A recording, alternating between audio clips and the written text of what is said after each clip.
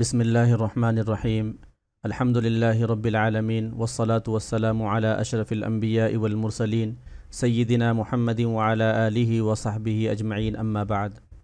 محترم معزز سامعین کرام، آج ہماری گفتگو کا موضوع ہے مدارس اسلامیہ کا مقصد۔ اللہ رب العزت نے انسان کو عقل عطا کی ہے تاکہ وہ اچھے اور برے میں تمیز کر سکے۔ اس سے معلوم ہوا کہ عقل مند کا ہر کام بامقصد ہوتا ہے۔ وہ کوئی بھی کام کرنے سے پہلے مقصد کی تعیین کرتا ہے تاکہ اس کی محنت برباد نہ ہو۔ جیسے کوئی انسان دکان خریدتا ہے تو مقصد اس میں تجارت کرنا ہوتا ہے۔ ظاہر ہے اگر وہ اس میں تالا لگا دے تو لوگ بیوقوف کہیں گے کہ عجیب آدمی ہے، دکان خریدی اور ایسے ہی تالا لگائے پڑی ہے۔ تو تعجب کیوں؟ مقصد سے ہٹنے پر۔ ایسے ہی اللہ رب العزت نے انسان بنایا اور اسے اشرف المخلوقات کے مقام پر فائز کیا تو تخلیق انسانی کا مقصد بھی بیان کر دیا۔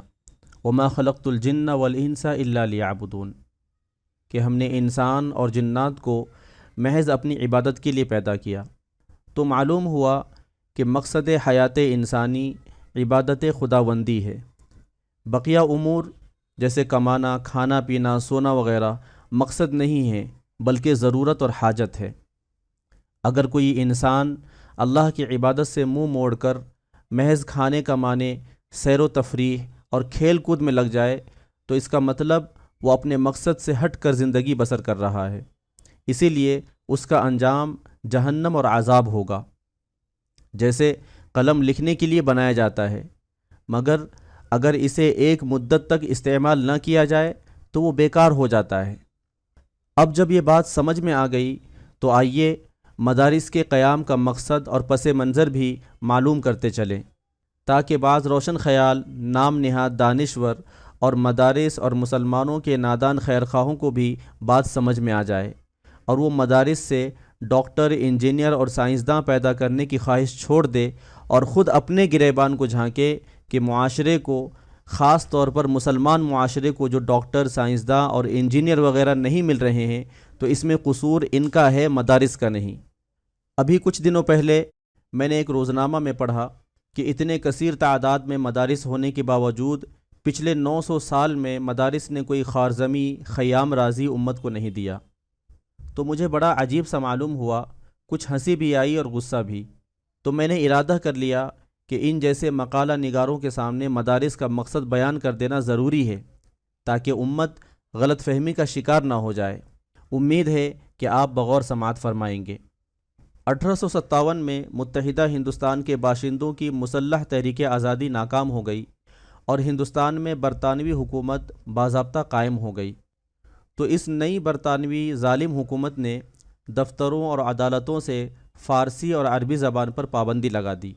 اس کے ساتھ ساتھ دیگر علوم اسلامیہ کا بھی، خاص کر فقہ اسلامی، تفسیر، حدیث کی تعلیم دینے والے مدارس کے معاشرتی کردار پر بھی خط نسق کھینچ دیا گیا، جس کے نتیجے میں ہزاروں مدارس اس نو آبادیاتی فیصلے کے نظر ہو گئے۔ ایسے سنگین حالات میں حکیم الامت حضرت شاہ ولی اللہ رحمۃ اللہ علیہ کی جماعت کے بچے کچے بزرگوں نے دیوبند، سہارنپور، مراد آباد اور ہاٹ ہزاری میں دینی مدارس کے ایک رضاکارانہ اور پرائیویٹ سلسلے کا آغاز کیا، جو ان بزرگوں کے خلوص اور معاشرے کی دینی ضرورت کے باعث بہت جلد ایک مربوط اور منظم نظام کی شکل اختیار کر گیا اور ساؤتھ ایشیا کے کونے کونے میں ایسے مدارس کا جال بچھ گیا۔ اور اب تو ماشاءاللہ صرف ہندوستان اور ساؤتھ ایشیا ہی نہیں بلکہ برطانیہ، امریکہ، Canada, Germany, Australia, South Africa اور اب عرب ممالک میں بھی اس کے قیام کی ضرورت محسوس کی جا رہی ہے، بلکہ قائم کیے جا رہے ہیں اور کیے جاتے رہیں گے انشاءاللہ، کیونکہ اس کا مقصد بڑا ہی پاکیزہ اور مقدس ہے۔ دوستو، اہل اسلام کا بنیادی عقیدہ ہے کہ وہ اپنی زندگی کے انفرادی، اجتماعی، شخصی و معاشرتی تمام معاملات میں وحی الہی کے پابند ہوں اور اخروی نجات کے ساتھ ساتھ ان کی دنیاوی کامیابی اور فلاح بھی آسمانی تعلیمات کی پیروی پر موقوف ہے۔ اہل اسلام حضرت آدم علیہ السلام سے لے کر حضرت محمد صلی اللہ علیہ وسلم تک کے تمام انبیاء کی تعلیمات کو حق مانتے ہیں اور اس پر ایمان رکھتے ہیں اور ان کا یہ عقیدہ ہے کہ نبی کریم صلی اللہ علیہ وسلم کی تعلیمات تمام انبیاء کرام علیہم السلام کی تعلیمات کا نچوڑ اور خلاصہ ہے، اور قرآن کریم وحی الہی کا فائنل ایڈیشن ہے اور وہ مکمل محفوظ ہے۔ باقی تمام کتابیں عدم حفظ کا شکار ہیں، لہٰذا راہ حق کے لیے اس کے علاوہ کوئی اور راستہ ہی نہیں۔ اس پس منظر سے یہ بات ثابت ہو گئی کہ ہر مسلمان مرد و عورت کا قرآن و سنت کی تعلیمات سے آراستہ ہونا اس کے دینی فرائض میں شامل ہے۔ لہٰذا دنیا پر استعماری طاقتوں کے تسلط سے پہلے مسلمانوں کی مذہبی حکومت اور قیادت ہی دینی تعلیم کے فروغ کو اپنی ذمہ داری سمجھتی تھی، اس کے لیے جو کچھ ہو کر گزرتی تھی، اس میں کوتاہی نہیں کرتی تھی۔ مگر استعماریوں کے تسلط کے بعد مذہبی تعلیمات علماً و عملاً صحیح طور پر باقی رکھنے کے لیے رضاکارانہ طور پر مدارس کی صورت میں پرائیویٹ تعلیمی نظام کی بنیاد رکھی گئی۔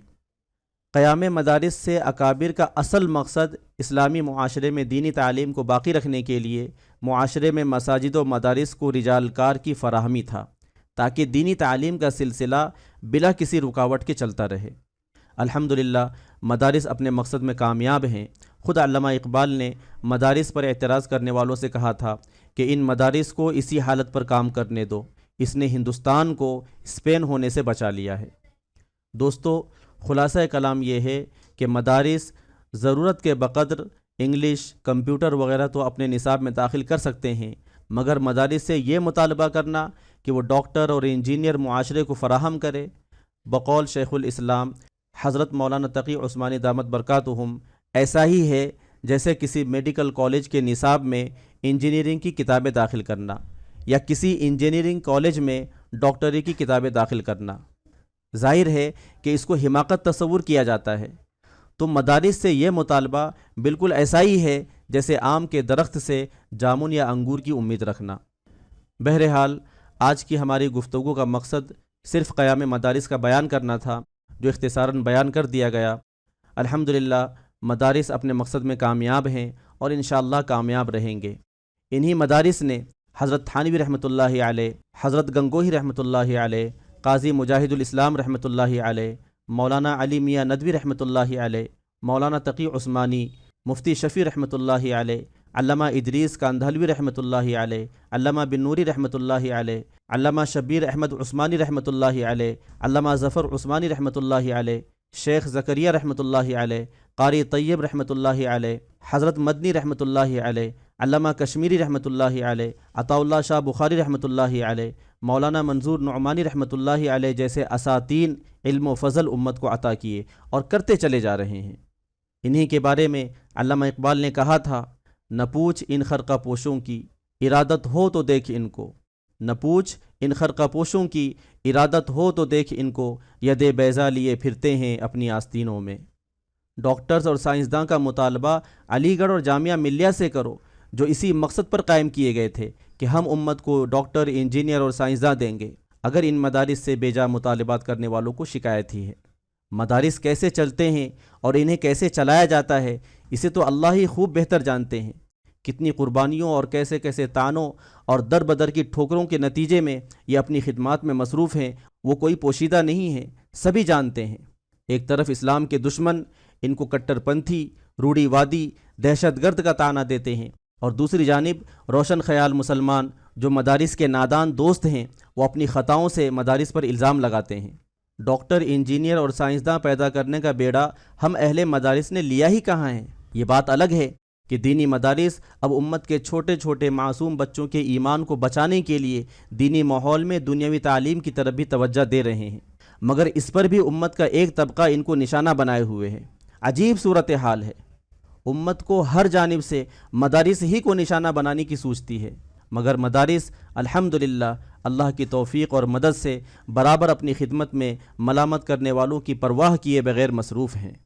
مدارس نے لاکھوں غریب بچوں کو تعلیم دے کر بااختیار بنایا، معاشرے میں بنیادی تعلیم اور خواندگی میں معقول اضافہ کیا، قرآن و سنت کی تعلیم اور دینی علوم کی اشاعت و فروغ میں اہم کردار ادا کیا، عام مسلمانوں کو دینی رہنمائی اور مذہبی تعلیم کے لیے وسائل فراہم کیے، عام مسلمانوں کے عقائد و عبادات و اخلاق اور مذہبی کردار کو تحفظ فراہم کیا، اسلام کے خاندانی نظام اور کلچر اور ثقافت کی حفاظت کی، اسلامی عقائد اور احکامات کی اشاعت کی اور اس پر ہونے والے اعتراضات اور شبہات کا جواب دیا، اسلام کی بنیادی تعلیمات عقائد اور احکام کی ہر طرح کی بغاوت اور تحریف سے حفاظت کی اور راسخ العقیدگی کو تحفظ دیا، مادہ پرستی اور خود غرضی کے دور میں قناعت اور ایثار و سادگی کو مسلمانوں کے ایک طبقے میں باقی رکھا، وحی الہی اور آسمانی تعلیمات کو عملی نمونے کے طور پر باقی رکھا۔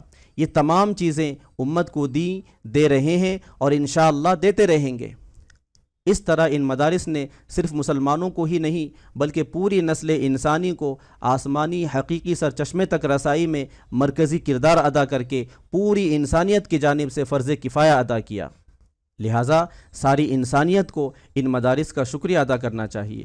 اللہ تعالی ہمارے ان مدارس کو ہر طرح کی داخلی و خارجی، ظاہری و باطنی سازشوں اور فتنوں سے محفوظ رکھے۔